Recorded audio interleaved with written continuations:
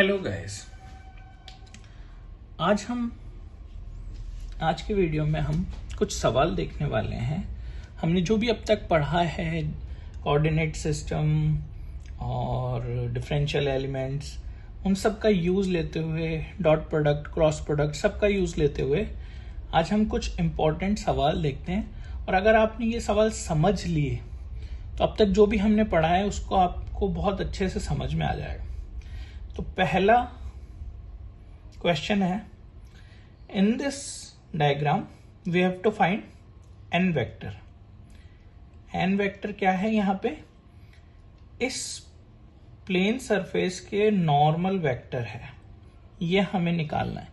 Normal यानी perpendicular vector इस plane surface के। तो अगर मेरे को या तो प्लेन की इक्वेशन गिवन होती, वो तो गिवन नहीं है यहाँ पे मुझे क्या क्या गिवन है? ए के कोऑर्डिनेट्स गिवन है 100, बी के कोऑर्डिनेट्स गिवन है 020, सी के कोऑर्डिनेट्स गिवन है 003। ये हमारा XYZ कोऑर्डिनेट सिस्टम है। तो एन वेक्टर यहाँ पे क्या है? Normal vector to the plane surface ABC। Now to find vector perpendicular or normal we use cross product. अब हमें क्रॉस प्रोडक्ट का यूज करते हुए नॉर्मल वेक्टर को फाइंड करना है, लेकिन क्रॉस प्रोडक्ट करने के लिए हमें दो वेक्टर्स की नीड होती है। यानी अगर मुझे इस प्लेन में दो वेक्टर्स मिल जाएं, इस प्लेन के अंदर के दो वेक्टर्स मिल जाएं, तो मेरा काम हो जाएगा कि मैं उन दोनों का क्रॉस प्रोडक्ट करा दूंगा और ये वेक्टर उसके नॉर्मल में मिलेगा, मुझे परपेंडिकुलर में मिल जाएगा मुझे। तो दो वेक्टर्स कौन से होंगे इस प्लेन के अंदर? एक होगा AB वेक्टर, एक होगा AC वेक्टर। ये दोनों एक दूसरे के नॉन पैरेलल वेक्टर्स हैं। हमें ऐसे ही दो वेक्टर्स चाहिए होते हैं जो नॉन पैरेलल वेक्टर्स हों। तो now we have to find AB vector and AC vector for this. अगर हमने ये फाइंड कर लिया तो हमारा काम हो जाएगा, उन दोनों का फिर हम क्रॉस प्रोडक्ट करवा देंगे। तो AB वेक्टर क्या होगा? AB वेक्टर होगा B vector minus A vector. A vector के पोजीशन वेक्टर निकाल लेंगे हम, उसको माइनस करवा देंगे B वेक्टर। देखिए, जो फाइनल माइनस इनिशियल होता है, ऐसे ही फाइनल माइनस इनिशियल होता है। तो C vector minus A vector. यहां पर मैं देखूं A के कोऑर्डिनेट्स क्या है? 100, यानी I कैप ही है यहाँ पे 2J कैप है और यहाँ पे 3K कैप है। इसीलिए AB वेक्टर क्या हो गया? 2J cap minus I cap. AC vector क्या हो गया? 3K cap minus I cap. अब मुझे इन दोनों का क्रॉस प्रोडक्ट करवाना है।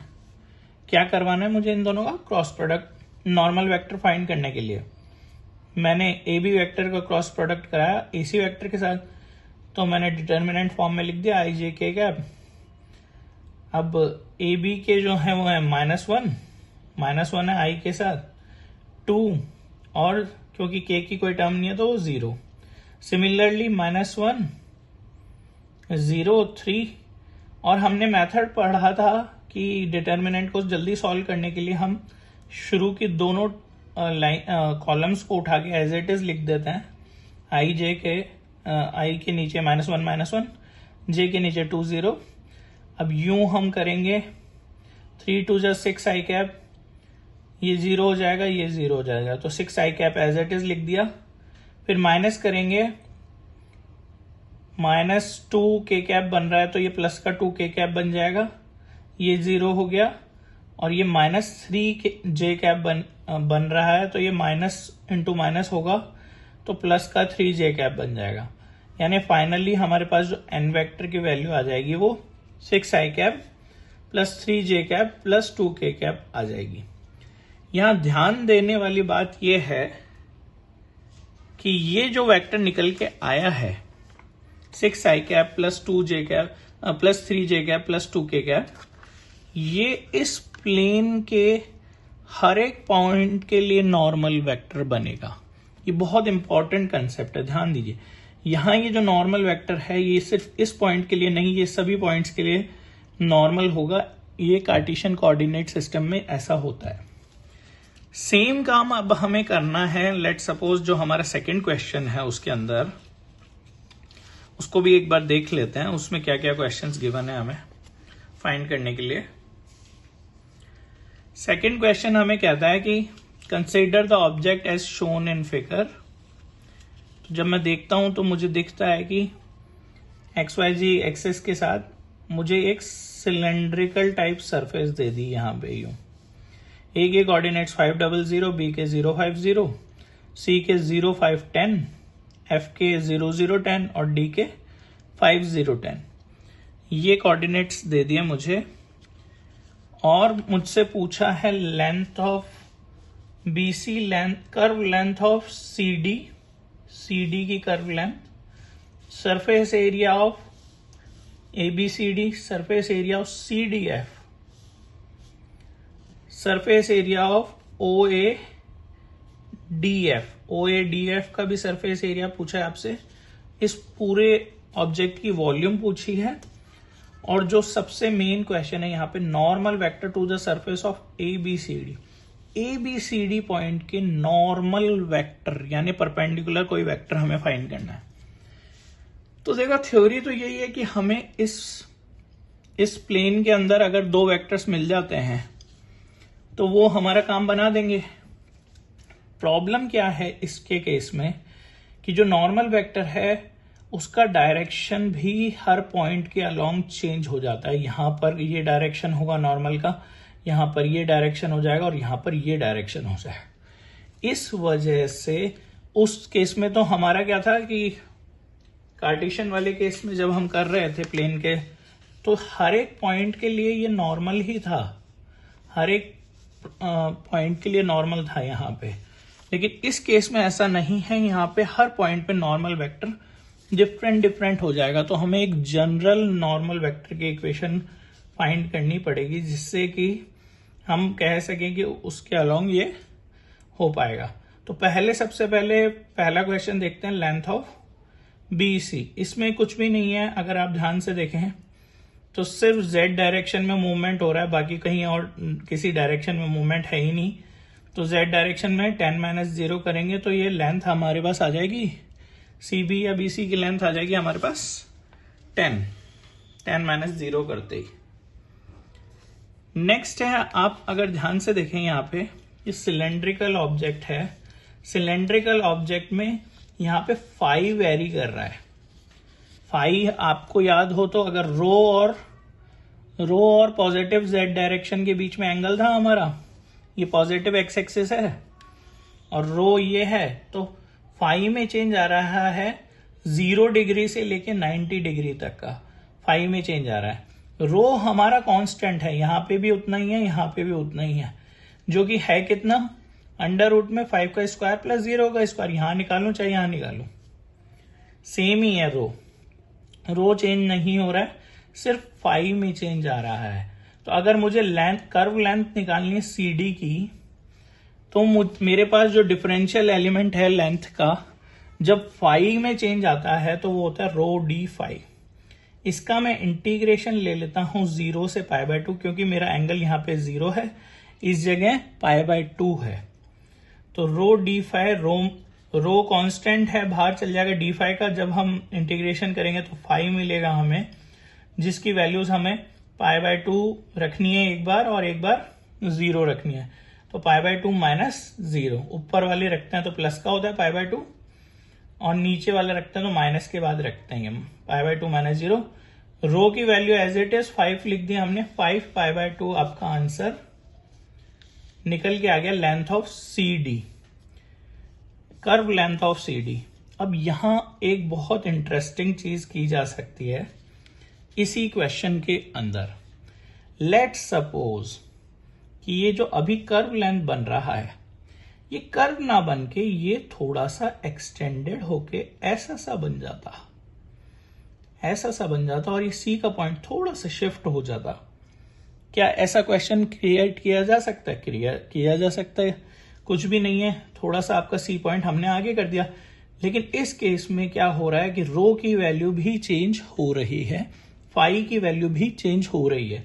तो अब कई लोग क्या कहते हैं कि हम यही रखते हैं ρd∅ और इसको 2 बार इंटीग्रेट कर देते हैं तो ये लेंथ आ जानी चाहिए। ये तरीका गलत है, ये तरीका रॉन्ग है। इस तरीके से नहीं कर सकते, क्योंकि अगर आप डबल इंटीग्रल कर देंगे तो आप डबल इंटीग्रल करते ही सरफेस में आ जाते हैं, वो सरफेस एलिमेंट का इंटीग्रेशन हो जाता है। डबल इंटीग्रल का मतलब ही आपका सरफेस इंटीग्रल हो जाता है। जब आप सिंगल इंटीग्रल ही है तभी आप लेंथ फाइंड कर सकते हैं। यानी कि इस केस में भी मुझे रो डी फाई का ही, सॉरी रो डी फाई नहीं होगा उस केस में, लेकिन डी फाई का ही 0 से π/2 करना पड़ेगा। आगे क्या लगेगा आपके, वो बहुत जरूरी है, लेकिन इंटीग्रल जो बनेगा 0 से π/2 ही बनेगा। तो इसको एक बार देख लेते हैं। और लेट सपोज एक तीसरा केस भी है कि जो आपका ये सी पॉइंट है ये एक्सटेंड होके कुछ इस जगह से आपको मिलता, तो वो उस केस में रो में भी चेंज आ रहा होता, जेड में भी चेंज आ रहा होता, और फाई में भी 0 से π/2 का चेंज आ रहा होता। तब किस तरीके से करते इंटीग्रेशन लेंथ फाइंड करने के लिए, तब किस तरीके से किया जाता? ये बहुत इंपॉर्टेंट कंसेप्ट है। अगर आप ये समझ लिए तो आपको समझ में आ जाएगा कि लेंथ कैसे फाइंड करनी है अगर सभी में चेंजेस आ रहा है। यहां पर क्या होता है, इन केसेस के लिए जो ये हाइपोथेटिकल केसेस हम ले रहे हैं, इन दोनों केसेस के लिए हमें आर्क लेंथ कंसेप्ट होता है एक मैथ्स के अंदर, वो फाइंड करना पड़ता है। उसका फॉर्मूला क्या होता है, देखिए हमने कुछ एग्जांपल दिए कि मान लो कि हम सिर्फ फाई और जेड में फाई और रो में चेंज करते, फाई को 0 से 1 बना दिया, और फाई तो हमारा 0 से π/2 ही है, रो को हमने 0 से 1 बना दिया, ठीक है। ऐसा चेंज कर देते, कोऑर्डिनेट सी के चेंज कर देते उस हिसाब से। वो दूसरा केस ले लिया कि हमने फाई के कोऑर्डिनेट्स भी चेंज कर रहे हैं और हम रो के कोऑर्डिनेट्स भी चेंज कर रहे हैं, ये वो वाला केस है। दोनों ही केसेस में हमारा जो डिफरेंशियल एलिमेंट निकल के आता ना, वो निकल के आता है इस फॉर्मूले से, अंडर रूट में d rho by d phi का स्क्वायर प्लस रो का square plus d z by d phi का स्क्वायर। देखिए अगर सिर्फ रो में चेंज होता तो ये वाली टर्म 0 हो जाती उस केस में, क्योंकि जेड में चेंज नहीं हो रहा। अगर तीनों में ही चेंज हो रहा होता, फाई में भी चेंज हो रहा है, रो में भी चेंज हो रहा है और जेड में भी चेंज हो रहा है, तो हमें ऐसे डिफ्रेंशिएट करना पड़ता रो के चेंज को फाई से, जेड के चेंज को फाई से, और उनको यहां वैल्यूज पुट कराते हम, और फिर हम इंटीग्रल करते इस डीएल एलिमेंट का 0 से π/2, क्योंकि डी फाई में वो चेंज हो रहा है। स्फेरिकल के केस में अगर ये हो जाता, मान लीजिए कि ये केस तो हमने जो डिस्कस किया है ये सारा सिलेंड्रिकल का केस है, सेम डीएल एलिमेंट यहां पे क्या बन जाता है, ये बनता है अंडर रूट में डी आर का square plus R square D theta का square plus R square sine square theta D phi का स्क्वायर। ये डीएल एलिमेंट यहां पे आ जाता है। अब मान लो मुझे निकालना है 0 से π/2 फाई के केस में, तो मैं क्या करूंगा, इस पूरी इक्वेशन में डी फाई का स्क्वायर कॉमन ले जाऊंगा, तो ये बन जाएगा d r by d phi का होल स्क्वायर, ये r square D theta by d phi का होल स्क्वायर, और यहां से डी फाई स्क्वायर कॉमन ले गया हूं जो कि बाहर जाके डी फाई बन जाएगा। वो डी फाई जो है उसका इंटीग्रेशन लगा दूंगा 0 से π/2, और मेरा आंसर स्फेरिकल वाले इस केस, एक हाइपोथेटिकल केसेस हैं ये दोनों ही, इनके लिए आ जाएगा। अगर आपको ये केस समझ में आए हैं तो आपके बहुत सारे क्वेश्चंस में जो चीज दी जाती है वो आपको बहुत इजीली समझ में आ जाएंगे, क्योंकि ये एक्सट्रीम केसेस हैं इसके। अगर आपने ये समझ लिए सही से तो ये करने के बाद आप बहुत इजीली कर पाएंगे। इन पे बेस्ड क्वेश्चंस आप जब प्रैक्टिस करते हैं अलग अलग जगह, कई जगह मिलते हैं आपको, ठीक है। अभी के लिए नेक्स्ट पॉइंट हम समझते हैं फिर कि लेंथ हमने निकाल ली, तो अब सरफेस एरिया कैसे निकालेंगे। सरफेस एरिया हमें निकालना है। मैंने कहा सरफेस एरिया के लिए सरफेस इंटीग्रल करना पड़ता है। डीएस का जो हम होता है, डीएस हमने निकाला था, अगर आपको याद हो तो यहां पे देखिए दो चेंजेस हैं। अगर हम देखें, ये सरफेस है ABCD, हमारी ये सरफेस है ABCD, इसमें फाई में चेंज हो रहा है और Z में चेंज हो रहा है। जब भी फाई में चेंज होगा तो ये बन जाएगा रो डी फाई, और जब Z में चेंज होता है तो ये DZ हो गया। इंटीग्रेट कर देंगे हम, 0 से π/2 फाई का चेंज है, और 0 से 10 जो है वो Z में चेंज है। 0 है यहाँ पे 10 बन जाता है। तो हमने डबल इंटीग्रल लगाया, इंटीग्रेट किया, देखिए यहाँ पे डी फाई और डी जेड के रेस्पेक्ट में वो हो रहा है, तो रो तो एज इट इज बाहर चल जाएगा, रो की वैल्यू 5 थी। फिर हमने फाई में चेंज किया तो फाई का इंटीग्रेट किया तो फाई बना, π/2 रखा, एक बार -0 कर दिया, ऐसे ही जेड रखा, जेड का किया तो एक बार 10 रख दिया, एक बार 0 कर दिया उसको। तो फाइनल आंसर आपके पास सरफेस एरिया ऑफ ABCD निकल गया 25 पाई। ये बहुत इंपॉर्टेंट है चीजें जो हम कर रहे हैं। ये इलेक्ट्रोडायनामिक्स जो हम पढ़ते हैं, इलेक्ट्रोमैग्नेटिक्स पढ़ते हैं, उसमें फ्लक्स वगैरह के कैलकुलेशन में बहुत ज्यादा ये चीजें यूज होती है। सरफेस एरिया निकालना पड़ता है आपको, किस सरफेस से बाहर आ रहा है फ्लक्स, वहां पे ये निकालना ही पड़ता है। सिमिलर केस है जब CDF ले लिया आपने। नाउ CDF का केस क्या है, सरफेस एरिया कहाँ है, CDF में आप देख सकते हैं कि फाई में चेंज आ रहा है और रो में चेंज आ रहा है। Z कांस्टेंट है इस केस में, तो यहां पे 0 से फाई रो का चेंज ले लिया, और देखिए रो डी फाई आपको फाई का चेंज मिला और डी रो आपका रो का चेंज था।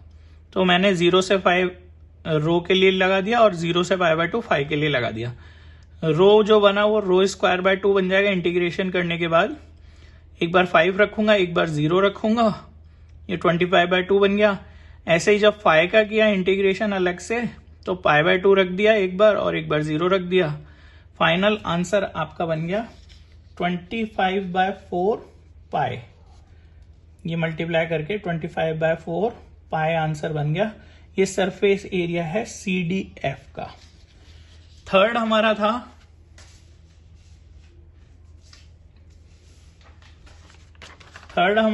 OADF वाला, जो ये था, ये अगर ध्यान से देखें तो ये एक तरीके का रेक्टेंगल ही है। इसका इजीली निकल जाएगा कि 10 की हाइट है, 5 की विड्थ है, 10 5 या 50 आपका एरिया आ गया 10 का, और 5 से मल्टीप्लाई करके इजीली निकाल लिया। अब अगर मुझे वॉल्यूम निकालना है तो मुझे डिफरेंशियल एलिमेंट ऑफ वॉल्यूम लिखना पड़ेगा, जो इस केस में होता है rho D phi D rho D Z. उसका इंटीग्रेशन ट्रिपल इंटीग्रल करवाऊंगा मैं। यहाँ पे देखो तीनों में चेंज हो रहा है। यहाँ पे जब मैं कर रहा हूं इस पूरे ऑब्जेक्ट की वॉल्यूम निकालने के लिए मुझे ट्रिपल इंटीग्रल कराना पड़ता है, और इसमें फाई में 0 से π/2 का चेंज हो रहा है, जेड में 0 से 10 का चेंज हो रहा है, और रो में 0 से 5 का चेंज हो रहा है।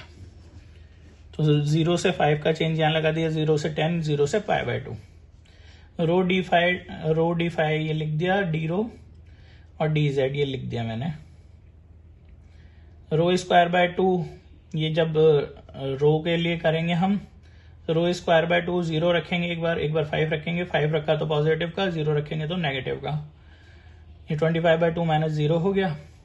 25/2 को फिर बाहर ले गए, फिर हमने dz का कर दिया। नेक्स्ट टाइम में dz का क्या, तो 0 से 10 बन रही थी उसके लिए, तो 10 एक बार रख दिया, एक बार 0 रख दिया, 10 - 0 हो गया।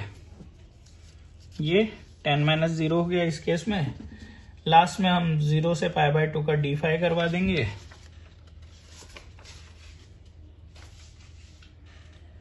जीरो से π/2 का हमने फाई का इंटीग्रल करा दिया। यहाँ पे 25/2 यहाँ आ गया था, 10 ये आ गया था, π/2 -0 करा देंगे।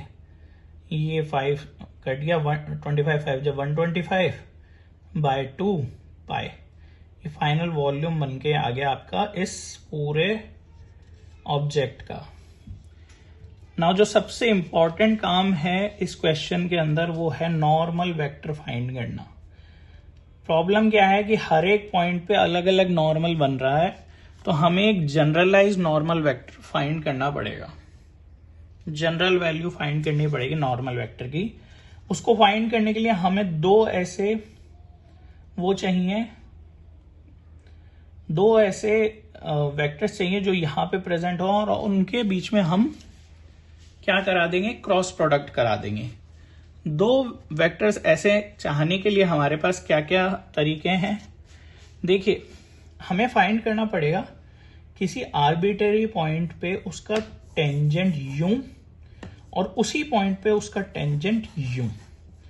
ये दो जो पॉइंट्स निकल के आएंगे, मतलब आप देखिए ये एक वेक्टर इस पॉइंट पे यूं जो टेंजेंट जा रहा है उसका और एक यूं जो टेंजेंट जा रहा है, जब इन दोनों के बीच में क्रॉस प्रोडक्ट कराएंगे तब ओनली देन हमें एक ऐसा नॉर्मल वेक्टर मिलेगा जो इस पर्टिकुलर आर्बिट्रेरी पॉइंट के परपेंडिकुलर होगा, जो जनरलाइज होना चाहिए। तो जनरलाइज फाइंड करने के लिए करना क्या पड़ता है, हमें पहले एक इक्वेशन फाइंड करनी, इसकी पैरामीटराइज वेक्टर इक्वेशन फाइंड करनी पड़ती है। उसमें होता क्या है कि हर पॉइंट पे इस जगह इस सरफेस पे हर एक पॉइंट पे वेक्टर जो लिखा जाएगा उसकी वैल्यू क्या होगी, तो वो देखेंगे हमने मान लीजिए p वेक्टर होगी उसकी वैल्यू, तो निकल के कितनी आएगी, rho cos phi a cap rho plus rho sine phi a cap phi plus z a cap z. ध्यान दीजिए ये आपने एक तरीके से x a cap rho y a cap phi plus z a cap z लिखा है। ये p वेक्टर इसको हम मान लेते हैं। इस p वेक्टर ये जनरल इक्वेशन है, पैरामीट्रिक इक्वेशन है कर्व सरफेस पे, ठीक है। तो पहला काम हम करते हैं, इसको हम डिफरेंशिएट कराएंगे क्योंकि हमें टेंजेंट फाइंड करना है। ध्यान दीजिए हमें टेंजेंट फाइंड करना है, इस यूं जाता हुआ इस कर्व सरफेस के उस पॉइंट पे, और टेंजेंट यूं जाता हुआ परपेंडिकुलर हो उससे, सिमिलरली यूं जाता हुआ परपेंडिकुलर हो।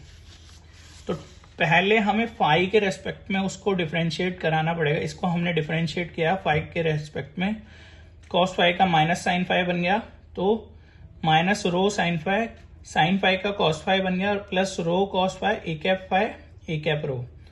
z को करेंगे फाई के रेस्पेक्ट में, तो यहाँ पे फाई की कोई टर्म है ही नहीं, तो वो 0 बन जाएगा। सिमिलर केस इसको हमने z के रेस्पेक्ट में भी करना है, क्योंकि यहां तो जो यूं जा रहा है कर्व्ड वाला तो हमने कर लिया। अब नेक्स्ट है परपेंडिकुलर z के रेस्पेक्ट में जो जा रहा है। जब z के रेस्पेक्ट में इसको हम करेंगे तो हमारे पास बन जाता है, इसको किया तो 0, इसको किया तो 0, क्योंकि z की कोई टर्म है ही नहीं यहाँ पे डिफरेंशिएट करते टाइम। इसको किया तो z एक सिंगल था तो वो 1 बन जाएगा, तो ए कैप z डायरेक्ट आ गया मेरे पास। यानी अब मेरे पास क्या क्या है, मेरे पास एक k वेक्टर निकल के आ गया जो कि टेंजेंशियल है हर एक पॉइंट पे। ऐसा ही वो टेंजेंशियल है वर्टिकल डायरेक्शन में दो m वेक्टर, दूसरा ये दोनों हमारे पास निकल के आ गए हैं। नेक्स्ट हमें करना है इन दोनों वेक्टर्स जो हमने निकाले k वेक्टर और m वेक्टर, इन दोनों वेक्टर्स के हमें क्रॉस प्रोडक्ट करवा देना है। क्रॉस प्रोडक्ट कराने के लिए फिर से वही हमें करना है। यहाँ पे देखिए ए रो ए फाई और ए जी था, ए रो ए फाई ए जी लिखा मैंने, फिर उसकी इक्वेशन लिख दी मैंने, माइनस रो साइन फाई यहाँ लिख दिया, रो कॉस फाई लिख दिया, 0 लिख दिया। इसके केस में 0 0 1 है, 0 0 1 लिख दिया। फिर से मैंने फर्स्ट और सेकंड को रिपीट लिख दिया, ए रो के कॉलम लिख दिया, ए फाई का कॉलम लिख दिया। यूं करा तो रो कॉस फाई मुझे मिल गया पॉजिटिव का, ये 0 हो गया, ये 0 हो गया। फिर नेगेटिव वाले ये वाली 0 हो गई टर्म, ये वाली 0 हो गई टर्म, सिर्फ मुझे माइनस रो साइन फाई वाली और ए कैप फाई के साथ वाली टर्म मिली। तो मेरा एन वेक्टर जो निकल के आया, जो कि हर एक पॉइंट पे नॉर्मल वेक्टर की इक्वेशन दे देगा मुझे, वो निकल के आया rho cos phi a cap rho minus rho sine phi a cap phi, ये निकल के आता है मेरे पास। Here we can put the values of point A B C and D to find N vector on those at those point. तो अगर मैं ए के कोऑर्डिनेट्स देखूं तो वो रो फाई था, वहां पे फाई 0 था, वो मैं इसमें डाल सकता हूं, तो मेरे पास निकल के आ जाएगा कि इस पॉइंट पे देखिए रो 5 रख दिया, कॉस 0 हो गया, ये ए के लिए ये रख दूंगा। ऐसे ही रो 5 और 5 π/2 हो गया बी पे, वो रख दूंगा तो बी पे नॉर्मल वेक्टर की वैल्यू आ जाएगी। सी पे भी सेम सी आएगी जो बी पे आएगी। देखिए बी और सी पे तो सेम आ रही है, लेकिन ए और डी पे सेम आ रही है, बट ए और बी में डिफरेंट है, सी और डी में डिफरेंट है। इसलिए हर पॉइंट पे अलग अलग डायरेक्शन देता है एन वेक्टर। ये डिनोट करना था इस क्वेश्चन में, मेन पॉइंट यही था। इसके बाद मुझे लगता है जो इजीली आप ये सेम काम स्फेरिकल कोऑर्डिनेट के किसी क्वेश्चन में भी कर सकते हैं। तो सरफेस एरियाज कैसे निकलेंगे, आपको जो डिफरेंशियल सरफेस एलिमेंट है उसको डबल इंटीग्रल करना है। वॉल्यूम कैसे निकलेगा, ट्रिपल इंटीग्रल करना है हमें डिफरेंशियल वॉल्यूम एलिमेंट्स को। लेंथ कैसे निकलेगी पाथ की, हमें भैया लेंथ एलिमेंट को डिफरेंशिएट करना है, इंटीग्रेट करना है, सिंगल इंटीग्रल होगा वो। ये चीज आपको समझ में आ गई तो ये चीज हमारे इलेक्ट्रोस्टैटिक्स, इलेक्ट्रोमैग्नेटिक्स जितना भी है उसमें बहुत ज्यादा यूज होती है, क्योंकि हमें फ्लक्स का बहुत ज्यादा यूज होता है। वहां पे फ्लक्स निकालने के बहुत सारे क्वेश्चंस बनते हैं, तो सरफेस एरिया तो आपको निकालना ही पड़ता है। ये बहुत ज्यादा इंपॉर्टेंट चीज है। ये इंटीग्रल आपको पूरा समझ में आना चाहिए। Thanks for listening. Like, share and subscribe.